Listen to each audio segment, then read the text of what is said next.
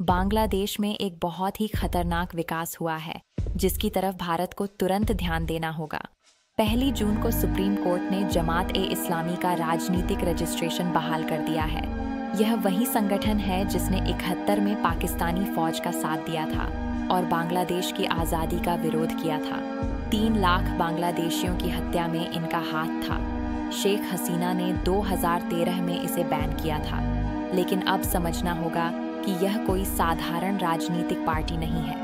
यह पाकिस्तान की ISI की कठपुतली है। खुफिया रिपोर्ट्स के अनुसार जो छात्र आंदोलन हसीना को हटाने के लिए हुआ था, उसके पीछे जमात का छात्र संगठन इस्लामी छात्र शिविर था।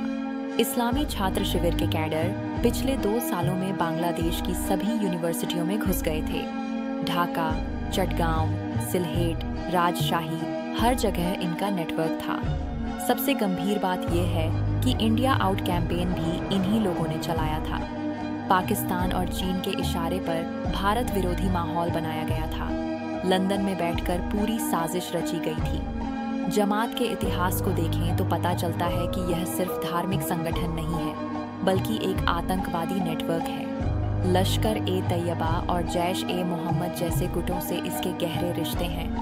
भारत में जो JMB के आतंकवादी पकड़े गए हैं, उनमें से 90% इस्लामी छात्र शिविर के सदस्य हैं। नूरुल इस्लाम, बुलबुल मोहम्मद, नजरुल इस्लाम, ये सब इसी संगठन के नेता हैं। अब यूनुस सरकार ने इन्हें फिर से खुली छूट दे दी है। क्या यह सिर्फ इत्तेफाक है कि हसीना के जाने के बाद यह संगठन वापस आ गया? बिल्कुल नहीं, यह पूरी तरह से प्लान्ड था। अमेरिका और ब्रिटेन भी इस संगठन का समर्थन करते हैं, क्योंकि यह उनके एजेंडे को आगे बढ़ाता है। वे चाहते हैं कि बांग्लादेश भारत से दूर हो जाए। अब देखिए कि क्या होगा।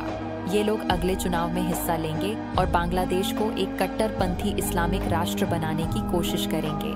हिंदू अल्पसंख्यकों पर और भी दबाव बढ़ेगा। भारत के लिए यह सबसे बड़ा खतरा है।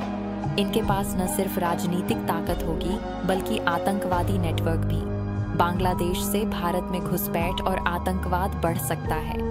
सरकार को समझना होगा कि यह सिर्फ बांग्लादेश का मामला नहीं है, यह भारत की राष्ट्रीय सुरक्षा का मसला है। हमारी सीमाओं पर एक और पाकिस्तान बन रहा है। समय रहते इस खतरे को पहचानना जरूरी है, वरना कल को यही संगठन भारत के खिलाफ बड़ी कार्रवाई कर सकता है। इतिहास गवाह है कि जमात जहां भी गई है, वहां खून और आतंक फैलाया है। सत्यमेव जयते।